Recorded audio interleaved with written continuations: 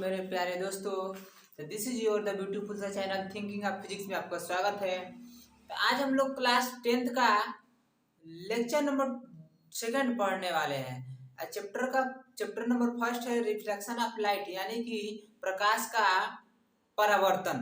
तो उसमें हम लोग लेक्चर नंबर फर्स्ट पढ़ लिए हैं। अब हम लोग चलते हैं उसके आगे पढ़ने वाले हैं। तो इस तरह से हम लोग उसमें पहले वीडियो में पढ़े थे कि परावर्तन किसे कहते हैं। तो परावर्तन के हम लोग ने डिफिनीशन पढ़ा, परावर्तन के नियम पढ़ा। उसके आगे अब हम लोग पढ़ने वाले हैं इस वीडियो में। तो उसके बाद हम पढ़ने वाले हैं दर्पण, यानी कि दर्पण क्या होता है। तो इधर एक बार हम लोग समझ लें कि दर्पण यानी कि, इधर समझ लीजिए थोड़ा, दर्पण यानी कि कांच। क्या होता है? दर्पण यानी कि कांच से बना होता है, कांच होता है। दर्पण क्या होता है? एक कांच होता है, जिसको हम लोग देसी भाषा में बोलते हैं शीशा, और फिल्म की भाषा में बोलते हैं आईना। आईना के 100 टुकड़े करके हमने देखे हैं। तो ये गाना है ना, आप लोग सुने होंगे। तो इस तरह से कांच होता है, कांच। तो देखिए भाई, दर्पण, तो भाई देखो यहाँ पे दर्पण, तो यानी कि इसको हम लोग समझने के लिए एक आप लोगों को बतला दें कि देखो भाई, यहाँ पे एक हम लोग कांच की एक का ले लें, सादी प्लेट, कांच की सादी प्लेट। ये क्या है? कांच की सादी प्लेट है। तो यदि हम लोग को दर्पण बनाना हो तो भाई जितना दर्पण बनाना है हम उतना इसमें से काट लें। ये कांच की क्या है? सादी प्लेट है, बहुत बड़ी प्लेट है। तो इसमें से हम लोग क्या करें? इतने भाग को क्या कर लें? काट लें, यहाँ से इतने भाग को। तो लीजिए, हम इसको हम लोग इतना भाग क्या कर लिए? काट लिए, यहाँ से काट कर निकाल लिए बाहर। इसके बाद देखिए, ये प्लेट ऐसे है, यानी कि ऐसे है, इस तरह से। इसको यदि मैं इस तरह से खड़ा कर दूं, किस तरह से? इधर इस तरह से कर दूं, तो देखो भाई, कुछ कैसा ही हो जाएगा, कुछ ऐसा हो जाएगा। प्लेट कैसा हो जाएगा? ऐसा, ऐसा हो जाएगा प्लेट यहाँ।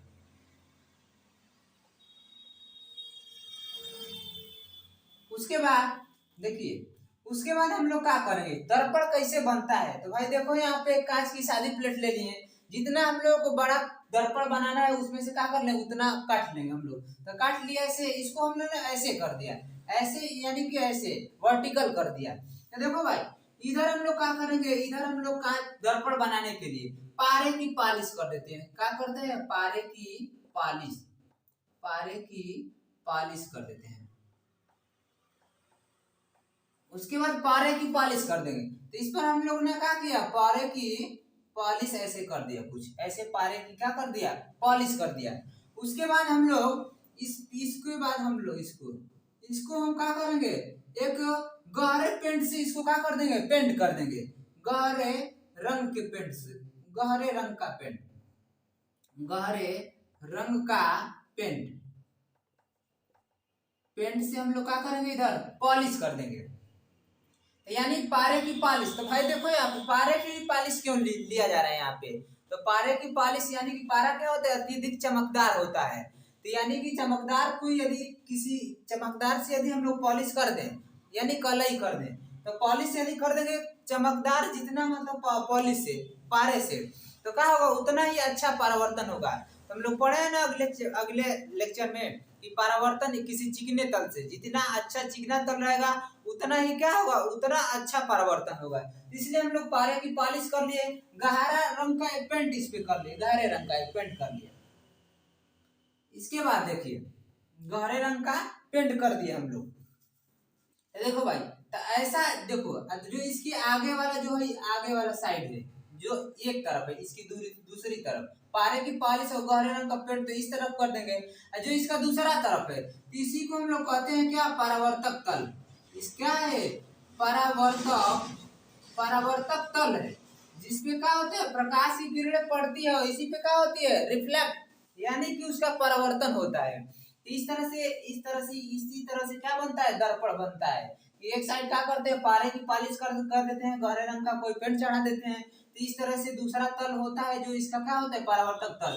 तो इस तरह से दर्पण की हम लोग परिभाषा बनाएंगे। क्या बनाएंगे कि भाई, बनाएंगे हम लोग कि कांच के एक कांच यानी दर्पण। तो दर्पण क्या होता है? कि दर्पण एक कांच का छोटा टुकड़ा होता है। दर्पण क्या होता है? कांच का एक छोटा टुकड़ा होता है। एक और पारे की पॉलिश और गहरे रंग का पेंट कर दिया जाता है। और दूसरी ओर परावर्तक तल होता है, जिसे हम लोग क्या कहते हैं, दर्पण कहते हैं। इसी को क्या कहते हैं भाई, दर्पण कहते हैं। तो दर्पण की हम लोग थोड़ा परिभाषा लिख ले, इधर नीचे लिख लेते हैं कि दर्पण, दर्पण कांच का एक टुकड़ा होता है। क्या होता है, टुकड़ा होता है। दर्पण कांच का एक टुकड़ा होता है, एक और पारे की पॉलिश, एक और पारे की पॉलिश और गहरे रंग का पेंट कर दिया जाता है। गहरे रंग का पेंट कर दिया जाता है और दूसरी ओर दूसरा तल, जो इसका दूसरा भाग है, दूसरा तल तो क्या होता है, परावर्तक तल होता है। परावर्तक तल होता है, जिसका दूसरा तल क्या होता है, परावर्तक तल होता है, जिसे हम लोग क्या कहते हैं, दर्पण कहते हैं। क्या कहते हैं, दर्पण कहते हैं। भाई देखो, इसी को हम लोग क्या कहते हैं, दर्पण कहते हैं। कि ये क्या किया हम लोग, कांच की सादी प्लेट लिए। सादी प्लेट का मतलब जिसके आर पार दिखाई दे। तो कांच की एक प्लेट लिया, उसमें से हम लोग ने एक टुकड़ा काट लिया, उसको हम लोग वर्टिकल यानी इस तरह से कर दिया, लंबवत। तो यानी करने के बाद उसमें पारे की पॉलिश कर दिया, गहरे रंग का पेंट कर दिया है। दूसरा तल क्या हो गया, इसका परावर्तक तल दूसरा तल होता है, जिसमें हम लोग क्या करते हैं, लाइटों को यानी प्रकाश को भेजते हैं और क्या होता है, परावर्तित होता है। तो लिखे परिभाषा, दर्पण कांच का एक टुकड़ा होता है, एक और पारे की पॉलिश और गहरे रंग का पेंट कर दिया जाता है। दूसरा तल परावर्तक तल होता है, जिसे क्या कहते हैं, दर्पण कहते हैं। भाई इसी को हम लोग क्या कहते हैं, दर्पण कहते हैं। तो इस तरह से बातें समझ में आई ना। इसके बाद क्या करिए, इसको नोट कर लीजिए, उसके बाद हम आगे चलते हैं। इसे नोट कर लीजिए, हो गया। अब चलते हैं हम इसके बाद आगे, उसके बाद हम लोग पढ़ेंगे कि दर्पण, भाई दर्पण कितने प्रकार के होते हैं। दर्पण के प्रकार, तो भाई इधर देख लीजिए, दर्पण होते हैं दो प्रकार के। दर्पण कितने होते हैं, दो प्रकार के। तो पहला होता है समतल दर्पण। क्या होता है, समतल दर्पण यानी कि इसे बोला जाता है प्लेन मिरर। एक होता है क्या, गोलीय दर्पण, जिसे हम लोग क्या कहते हैं, स्फेरिकल मिरर। तो भाई दर्पण इतने प्रकार के होते हैं, समतल दर्पण, गोलीय दर्पण। तो इस तरह से समतल दर्पण और गोलीय दर्पण हो गए। अब आइए हम दोनों की क्या जान ले, परिभाषा जान ले। परिभाषा, समतल दर्पण क्या होता है और गोलीय दर्पण क्या होता है। तो समतल दर्पण, तो इसको हम लोग इंग्लिश में कहते हैं क्या, प्लेन मिरर बोला जाता है। प्लेन मिरर, इसे क्या बोलते हैं, स्फेरिकल मिरर बोला जाता है। इस तरह से समतल दर्पण, तो समतल दर्पण की परिभाषा क्या बनाएंगे कि एक ऐसा दर्पण जो कांच की सीधी प्लेट से काट कर बनाया जाए। समतल का मतलब सीधा प्लेट ना। तो क्या कहेंगे कि ऐसा दर्पण जो कांच की सीधी प्लेट से काट कर बनाया जाए, उसे क्या कहेंगे, समतल दर्पण। और गोली दर्पण, वह दर्पण जो कांच की गोले से काट कर बनाया जाए। जो कांच की क्या, गोली यानी गोले से काट कर बनाया जाए, उसे हम लोग कहते हैं गोलीय दर्पण। समतल दर्पण जो हम लोग क्या करते हैं, जो आईना घर पे होता है ना, शीशा जो हम लोग बार बार देखते हैं, दिन भर में 3-4 बार देखते हैं, तो यही क्या है, समतल दर्पण है, गोलीय दर्पण है। तो देखो भाई यहाँ पे परिभाषा पढ़ लें समतल दर्पण का। देखिए इधर, वह दर्पण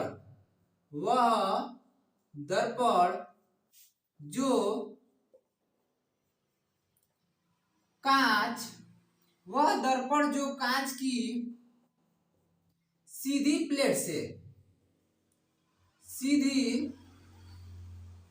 प्लेट से काटकर काटकर बनाया जाता है, बनाया जाता है, बनाया जाता है। समतल दर्पण कहलाता है। क्या कहलाता है? समतल दर्पण कहलाता है। इसी को हम लोग क्या कहते हैं? समतल दर्पण कहते हैं। तो वह दर्पण जो कांच की सीधी प्लेट से काटकर बनाया जाता है समतल दर्पण कहलाता है, जो हम लोग घरों पे क्या करते हैं? यूज करते हैं इसका। अब इसकी परिभाषा जान ले कि वह दर्पण जो कांच के गोले, जो कांच के गोले से काटकर, जो कांच के गोले से काटकर बनाया जाए,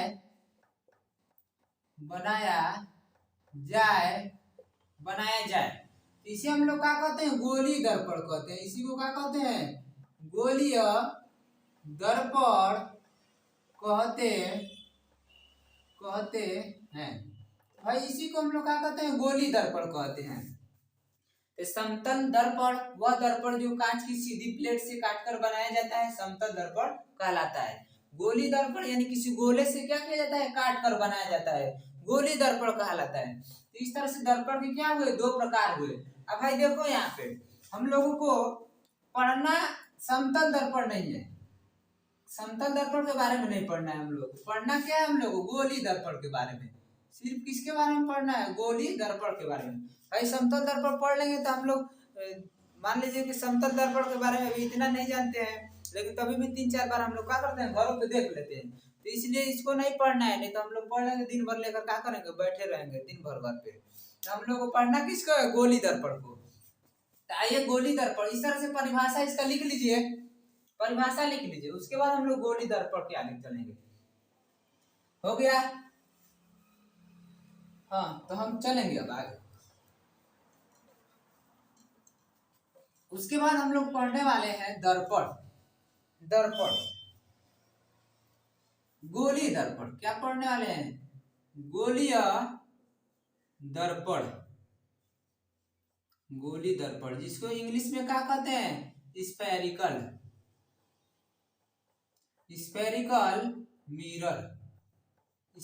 मिरर बोला जाता है। तो देखो भाई यहाँ पे समझ लीजिए थोड़ी एक बात। देखिए गोली दर्पण मतलब कह रहा है कि गोली दर्पण, तो भाई इधर समझ ले थोड़ा। हाँ इधर समझ लीजिए कि गोली दर्पण कितने होते हैं, गोली दर्पण कितने प्रकार के होते हैं। तो इस तरह से समझ लीजिए गोली दर्पण। तो देखो भाई गोली दर्पण, तो गोली दर्पण दो प्रकार के होते हैं। एक का नाम है अवतल दर्पण। क्या नाम है? अवतल दर्पण जिसको हम लोग बोलते हैं कनकेव लेंस। क्या बोलते हैं? कनकेव मिरर बोलते हैं। उसके बाद ये क्या है? गोली दर्पण। उसके बाद दूसरा है उत्तल दर्पण, कन्वेक्स मिरर बोलते हैं इसको। क्या बोलते हैं? Convex mirror. उसके बाद तो थोड़ा इधर समझ ले भाई। देखो देखिए कि उत्तल दर्पण और अवतल दर्पण क्या ये होते हैं। तो देखो भाई यहाँ पे समझ लीजिए, देखिए ये क्या है? गोला है, गोली दर्पण। तो गोली दर्पण में पढ़े कि वह दर्पण जो गोले से काट कर बनाया जाता है उसे हम लोग क्या कहते हैं? गोली दर्पण कहते हैं। गोली दर्पण के प्रकार है। तो भाई ये किसी गोले से क्या होता है? काट कर निकाला जाता होगा। तो देख लीजिए, तो यहाँ पे मान लीजिए कि यहाँ से हमने क्या किया? यहाँ से काट कर यदि हमने क्या किया? निकाल दिया। यहाँ से इतना काटा। तो देखो भाई इधर देख लीजिए इधर, तो भाई इसको हम लोग ने क्या किया? काट दिया। तो कुछ ऐसा बना, ऐसा बनेगा ना ऐसे। तो देखो भाई ये क्या है? ये ऐसा हमने कर लिया ऐसे। तो इसको हमने क्या किया? इधर पॉलिश कर दिया। इधर क्या किया? पॉलिश। जिसे हम लोग क्या कहेंगे? इसी को हम लोग कहते हैं अवतल दर्पण। इसी को बोलते हैं भाई, इसी को क्या कहते हैं? अवतल दर्पण बोलते हैं। अब थोड़ा इधर समझ लीजिए, यदि हम लोग इसी को यहाँ से कट करें, इसी को क्या करें? यहाँ से कट कर दें, तो ये कैसा बनेगा? कुछ ऐसा बनेगा। देख लीजिए इधर कुछ ऐसा बनेगा कि नहीं बनेगा ना। इधर क्या कर दें? इधर पॉलिश कर दें, एक साइड क्या कर दें? पॉलिश। तो देखो भाई इसी को हम लोग क्या कहते हैं, उत्तल उत्तल दर्पण कहते हैं, उत्तल दर्पण कहते हैं। तो भाई इस तरह से समझे कि किसी गोले से काट के ऐसे काट कर निकाला गया, तो यहाँ से काटे तो कुछ ऐसा बना शेप ऐसे, इसको हम लोग अवतल दर्पण कहते हैं। यहाँ से काटे इस साइड से तो इधर का इस तरह से बना, तो इस तरह से क्या हुआ, उत्तल दर्पण हुआ। तो इसको हम लोग समझ लिए। अब भाई हम लोग को समझना है कि इसकी परिभाषा क्या होती है। तो अवतल दर्पण, तो भाई देखो तो यहाँ पे क्या है, ये इसका यह भाग देखो भाई, यहाँ पे इसके इस भाग को जो ये वाला भाग है इधर वाला, तो इसको हम लोग बोलते हैं परावर्तक तल। क्या बोलते हैं, परावर्तक तल बोलते हैं, परावर्तक तल। इसके इस भाग को, आगे वाला भाग को, इसको भी हम लोग क्या बोलते हैं, परावर्तक तल बोलते हैं, परावर्तक तल। जिससे क्या होते, प्रकाश किरणें क्या होगी, परावर्तित होगी। तो ये अवतल दर्पण है, ये क्या है, उत्तल दर्पण। तब लोग परिभाषा क्या बनाएंगे कि वह दर्पण जिसका, तो भाई देखो ये परावर्तक तल है, तो परावर्तक तल क्या है, ये गहरा है, क्या है, गहरा यानी दबा हुआ है अंदर की तरफ। तो इसकी परिभाषा बनाएंगे कि वह दर्पण जिसका परावर्तक तल क्या हो, गहरा हो, उसे हम लोग क्या कहते हैं, अवतल दर्पण कहते हैं। तो अवतल दर्पण की हम परिभाषा लिख ले कि वह दर्पण जिसका परावर्तक तल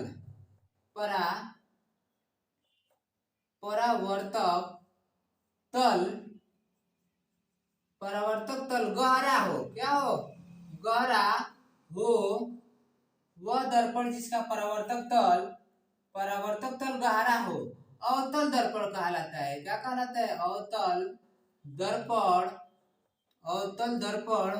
कहलाता है। इसी को क्या कहते हैं भाई, अवतल दर्पण कहते हैं हम लोग। यही है अवतल दर्पण की परिभाषा। क्या है अवतल दर्पण, तो वह दर्पण जिसका परावर्तक तल गहरा हो, ये भाई देखिए परावर्तक तल है, इससे प्रकाश का होगा, परावर्तित होगा। तो वह दर्पण जिसका परावर्तक तल गहरा हो, अवतल दर्पण कहलाता है। इस तरह से अवतल दर्पण की परिभाषा हुआ। यहाँ पे समझ ले उत्तल दर्पण, तो भाई यहाँ क्या है, यहाँ पे देख लीजिए ये परावर्तक तल है। परावर्तक तल कैसा है, इसका भरा हुआ यानी उठा हुआ है बाहर की तरफ। इसको हम लोग परिभाषा लिखेंगे कि वह दर्पण जिसका परावर्तक तल उभरा हुआ हो, उसे हम लोग क्या कहेंगे, उत्तल दर्पण। इधर परिभाषा लिख लें हम लोग कि वह दर्पण जिसका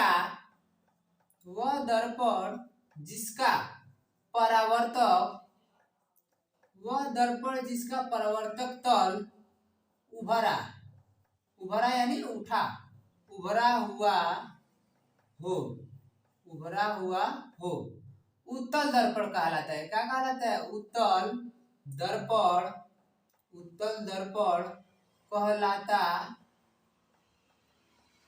कहलाता है। तो इस तरह से हम लोग क्या जाने, उत्तल और अवतल दर्पण की परिभाषा। गोली दर्पण यानी गोले से क्या किया गया, इन लोगों को काट कर निकाला गया है। तो ये भाई क्या हुआ, जिसका परावर्तक तल क्या हो, गहरा, उसे हम लोग क्या कहेंगे, अवतल दर्पण। ये क्या है, उत्तल दर्पण जिसका परावर्तक तल क्या हो, भरा हुआ हो यानी उठा हुआ हो, इसे क्या कहेंगे हम लोग। तो इसी को हम लोग कहते हैं उत्तल दर्पण और अवतल दर्पण। तो इस तरह से इसको नोट कर लीजिए। उसके बाद हम लोग आगे चलते हैं। इसको नोट कर लीजिए, इसको नोट कर लें। चले आगे, अब चलते हैं। अब भाई हम लोग आगे पढ़ने वाले हैं। क्या पढ़ने वाले हैं, दर्पण से संबंधित परिभाषाएं कुछ पढ़ने वाले हैं। दर्पण से संबंधित परिभाषाएं तो देख लीजिए इधर, दर्पण से संबंधित, दर्पण से संबंधित कुछ परिभाषाएं पढ़ने वाले हैं हम लोग। परिभाषाएं तो देखो भाई हम लोग को किस किस परिभाषा को पढ़ना है, थोड़ा ई समझ लें। तो देखो इधर देख लीजिए, तो पहला हम लोग को पढ़ना है कि दर्पण का द्वारक पढ़ना है। क्या पढ़ना है, दर्पण का द्वारक किसे कहते हैं। अगला हम लोग को पढ़ना है कि दर्पण का ध्रुव पढ़ना है। क्या पढ़ना है, दर्पण का ध्रुव। उसके बाद हम लोग को पढ़ना है दर्पण का वक्रता केंद्र किसे कहते हैं, वक्रता केंद्र, ये पढ़ना है हम लोग को। उसके बाद हम लोग को पढ़ना है दर्पण का वक्रता वक्रता त्रिज्या पढ़ना है। क्या पढ़ना है? वक्रता त्रिज्या। उसके बाद हम लोग को पढ़ना है कि दर्पण का मुख्य अक्ष पढ़ना है। क्या पढ़ना है? दर्पण का मुख्य अक्ष। उसके बाद हम लोग को पढ़ना है दर्पण का फोकस व फोकस दूरी। इतनी हम लोग को परिभाषाएं पढ़ना है। फोकस व फोकस दूरी, इतनी परिभाषा पढ़ना है भाई हम लोगों को। इतना 6-7 ठो है, 7 ठो है, तो इसको हम लोग को पढ़ना है। तो आइए हम लोग एक एक को इस पे क्या करेंगे, बात करेंगे कि क्या होता है दर्पण का द्वारक, दर्पण का ध्रुव, दर्पण की वक्रता केंद्र, दर्पण का वक्रता त्रिज्या, दर्पण का मुख्य, दर्पण की फोकस व फोकस दूरी। आइए चलते हैं दर्पण का द्वारक पढ़ने हम लोग। दर्पण का द्वारक, आइए भाई पढ़े। देखिए इधर दर्पण का द्वारक, द्वारक, दर्पण का द्वारक। तो भाई थोड़ा इधर समझ लीजिए कि दर्पण का द्वारक क्या होता है। देखो भाई यहाँ पे कि भाई यहाँ पे हम नीचे बना लेते हैं।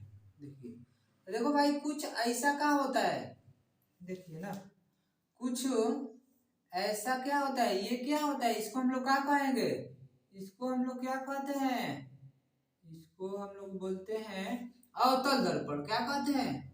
अवतल दर्पण। ये क्या है? अवतल दर्पण। ओके, समझ में आई बात है। उसके बाद देखिए, उसके बाद ये हो गया ऐसे, तो ये क्या है, ये क्या है भाई, तो इस दर्पण का नाम क्या है?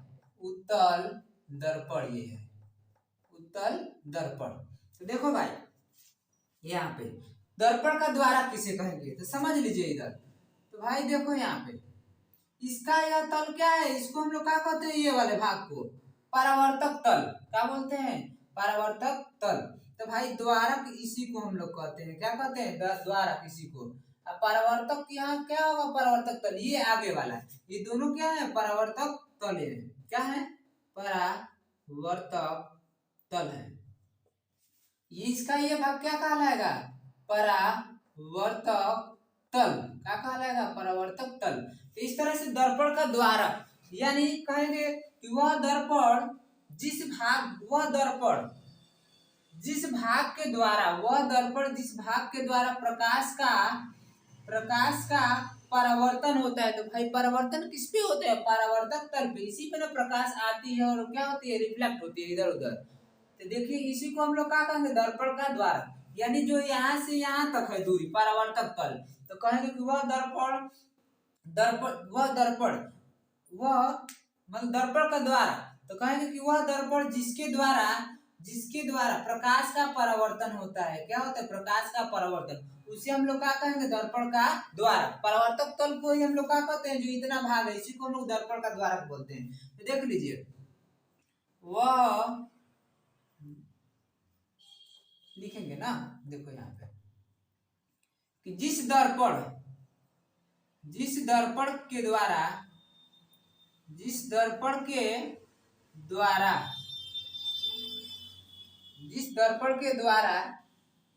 भाग से भाई देखो ये दर्पण है, जिस दर्पण के द्वारा जिस भाग के द्वारा, देखो भाई यहाँ पे लाइन कुछ होती है, दर्पण के जिस भाग द्वारा दर्पण के जिस भाग द्वारा प्रकाश का परावर्तन होता है, तो भाई उसे हम लोग क्या कहेंगे?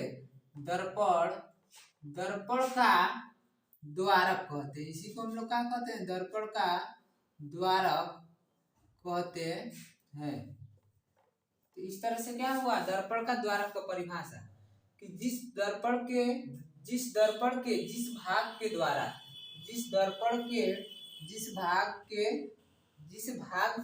ना, दर्पण के जिस भाग के द्वारा प्रकाश का परावर्तन होता है, उसे दर्पण का क्या कहते हैं? द्वारक कहते हैं। तो यही क्या वो द्वारक की परिभाषा है। अब समझते हैं। अब अगला परिभाषा क्या है, इसे नोट कर लीजिए, दर्पण का द्वार। उसके बाद अगला अगला है दर्पण का ध्रुव। दर्पण का क्या है, ध्रुव। भाई देखो, दर्पण का ध्रुव, अगला परिभाषा क्या है, दर्पण का ध्रुव। तो भाई देखो, दर्पण का ध्रुव क्या कहलाता है, तो यानी कि क्या है, परावर्तक तल। परावर्तक तल, इसके मध्य बिंदु क्या होगा, यहाँ पे होगा। इसका मध्य बिंदु क्या होगा, यहाँ पे होगा। तो भाई दर्पण का ध्रुव उसे ही कहते हैं। दर्पण का दल दर्पण का ध्रुव किसे कहेंगे, कहेंगे कि दर्पण के द्वारक के मध्य बिंदु को, दर्पण है ना, दर्पण का क्या पढ़े अभी हम लोग, इसको हम लोग द्वारक कहते हैं। तो दर्पण के द्वारक के मध्य बिंदु को ही हम लोग क्या कहते हैं, दर्पण के द्वारक के मध्य बिंदु को हम लोग बोलते हैं, क्या बोलते हैं, दर्पण का ध्रुव। यानी इसे पोल, इंग्लिश में बोला जाता है पोल, पोल ऑफ मिरर।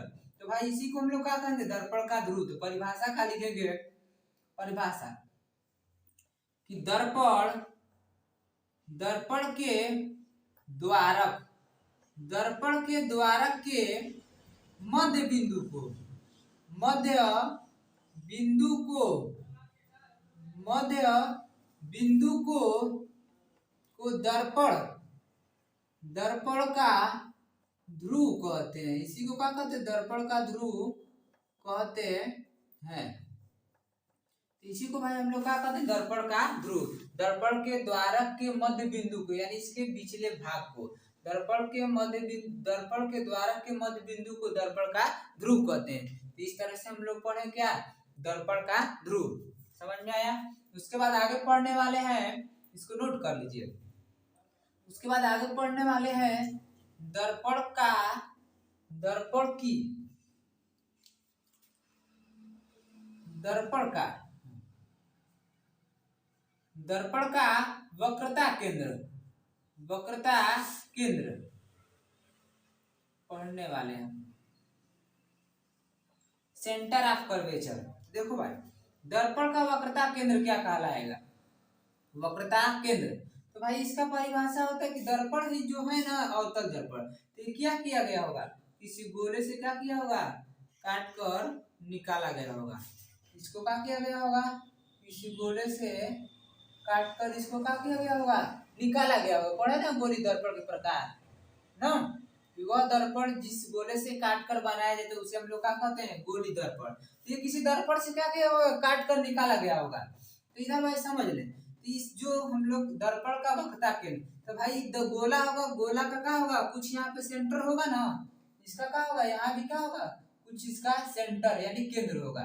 तो भाई यही होता है क्या, वक्रता केंद्र। तो हम लोग इसकी परिभाषा क्या लिखेंगे कि दर्पण को जिस गोले से काट कर बनाया जाता है, दर्पण को जिस गोले से काट कर बनाया जाता है, उस गोले के केंद्र को दर्पण का वक्रता केंद्र कहते हैं।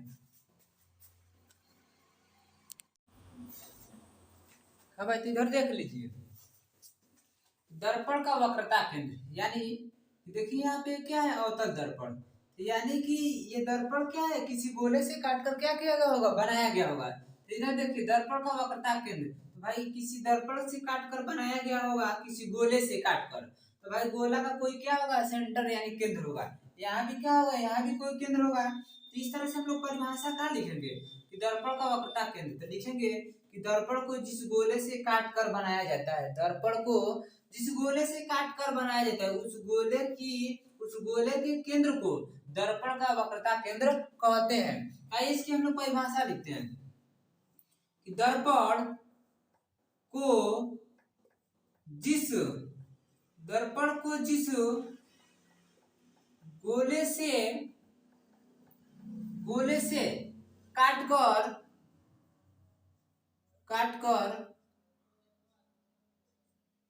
दर्पण को जिस गोले से काटकर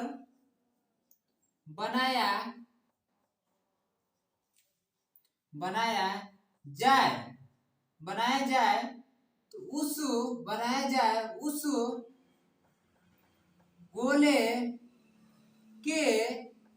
तो उस गोले के केंद्र को दर्पण को जिस गोले से काटकर बनाया जाए उस गोले के केंद्र को दर्पण का वक्रता केंद्र कहते हैं। क्या कहते हैं? वक्रता केंद्र कहते हैं। यही क्या हुआ?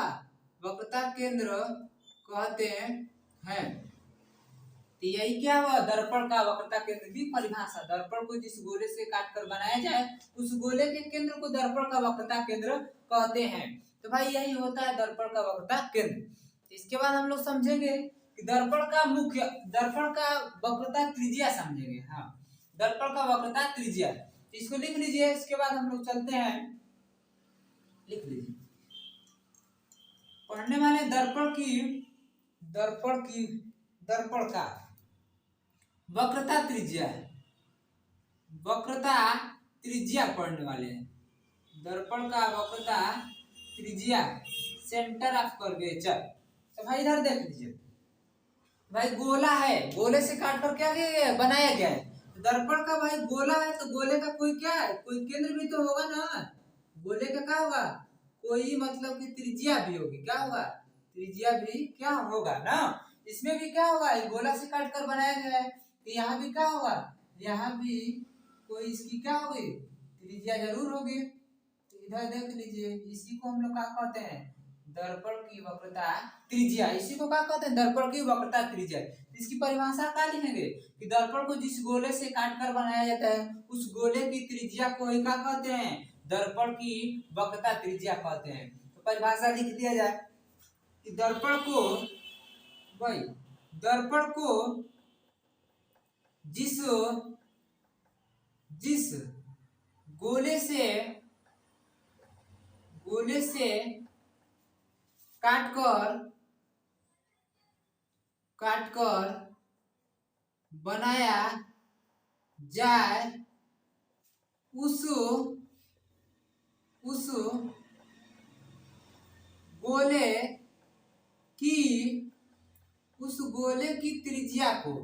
उस गोले की त्रिज्या को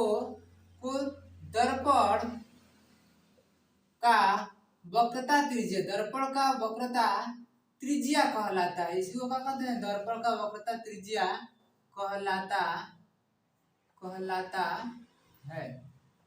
तो भाई यही होता है दर्पण का वक्रता त्रिज्या। दर्पण को जिस गोले से काटकर बनाया जाए उस गोले की त्रिज्या को दर्पण का वक्रता त्रिज्या कहलाता है। तो ये हो गया दर्पण का वक्रता त्रिज्या हो गया। इसके बाद नोट कर लीजिए।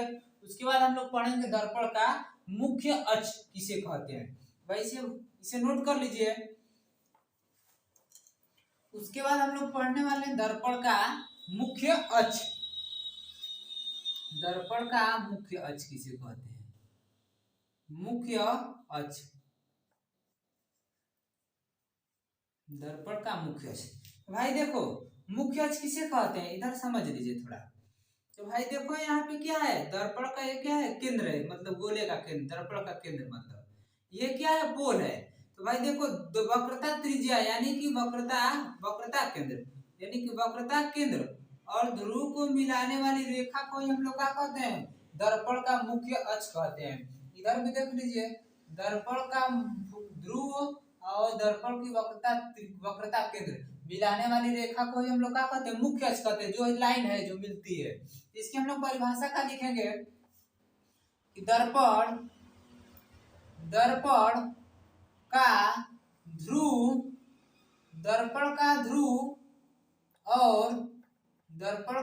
और वक्रता केंद्र, दर्पण का ध्रुव और वक्रता केंद्र को मिलाने वाली रेखा को दर्पण का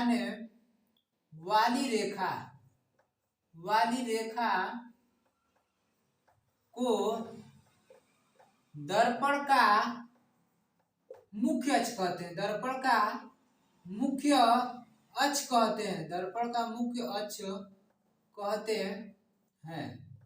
तो भाई इसी को हम लोग क्या कहते हैं? दर्पण का मुख्य अक्ष जो है वक्रता त्रिज्या और पोल यानी ध्रुव को मिलाने वाली रेखा को हम लोग क्या कहते हैं? दर्पण का मुख्य। दर्पण का ध्रुव और वक्रता केंद्र को मिलाने वाली रेखा को दर्पण का मुख्य अक्ष कहते हैं। इस तरह से हम लोग ये पढ़े। और उसके बाद पढ़ने दर्पण का फोकस किसे कहते हैं। दर्पण का फोकस इसे लिख लीजिए, दर्पण का फोकस। उसके बाद हम लोग क्या पढ़ेंगे, दर्पण का फोकस। तो भाई देख लीजिए फोकस क्या होता है, दर्पण का फोकस। तो भाई देखो दर्पण का फोकस क्या होता है, देख लीजिए थोड़ा इधर देखो भाई, वक्रता है क्या है, वक्रता केंद्र। यहाँ पे क्या है, ये ध्रुव है। तो वक्रता केंद्र और ध्रुव के मध्य बिंदु को ही हम लोग क्या कहते हैं, फोकस कहते हैं। यह क्या है, जिसे हम लोग कैपिटल एफ से प्रदर्शित, ध्रुव और वक्रता केंद्र के मध्य बिंदु को हम लोग क्या कहते हैं, फोकस, जिसे हम लोग कैपिटल एफ से दर्शाते हैं। तो परिभाषा यही लिखेंगे कि दर्पण के ध्रुव और वक्रता केंद्र के मध्य बिंदु को, वक्रता केंद्र के मध्य बिंदु को हम लोग क्या कहते हैं, दर्पण का फोकस कहते हैं। परिभाषा लिख लें कि दर्पण का ध्रुव, दर्पण का ध्रुव और वक्रता केंद्र के मध्य बिंदु को, वक्रता केंद्र के मध्य बिंदु को दर्पण का फोकस कहते हैं। क्या कहते हैं, दर्पण का फोकस कहते हैं, दर्पण का फोकस कहते हैं, दर्पण का फोकस कहते हैं। भाई दर्पण का फोकस यही होता है, वक्रता केंद्र और ध्रुव के मध्य बिंदु को ही हम लोग क्या कहते हैं, फोकस कहते हैं। तो देख लीजिए दर्पण का ध्रुव और वक्रता केंद्र के मध्य बिंदु को दर्पण का फोकस कहते हैं। तो यही क्या हुआ, दर्पण का फोकस। इस तरह से हम लोग पढ़ना है आगे दर्पण की फोकस दूरी। इसको नोट कर लीजिए, दर्पण की फोकस दूरी, इसको नोट कर ले भाई, नोट कर लीजिए। पढ़ना है दर्पण की फोकस दूरी, भाई पढ़ना है दर्पण की फोकस दूरी, पढ़ना है हम लोग को। तो भाई देख लीजिए दर्पण की फोकस दूरी क्या होता है। तो भाई क्या है, ये फोकस है, वो क्या फोकस बिंदु है। तो फोकस बिंदु यानी कि यहाँ से और ध्रुव के बीच की दूरी को, ये ध्रुव है, तो ध्रुव के बीच की दूरी को हम लोग क्या कहते हैं, इसी को भाई हम लोग कहते हैं फोकस दूरी। इसी को क्या कहते हैं, इसी को हम लोग फोकस दूरी कहते हैं। यानी कि इसके बीच की दूरी, यहाँ से इसके बीच की दूरी और कहाँ से, यहाँ पे वक्रता केंद्र के बीच की दूरी को ऐसे स्मॉल एफ से दर्शाते हैं। यहाँ से देखिए क्या कहेंगे हम लोग कि फोकस, दर्पण के फोकस व ध्रुव के बीच की दूरी को हम लोग क्या कहेंगे, फोकस दूरी कहेंगे। दर्पण के ध्रुव और फोकस के बीच की दूरी को दर्पण की फोकस दूरी कहते हैं। परिभाषा लिख लें कि दर्पण के ध्रुव व और क्या लिखेंगे, फोकस के बीच की दूरी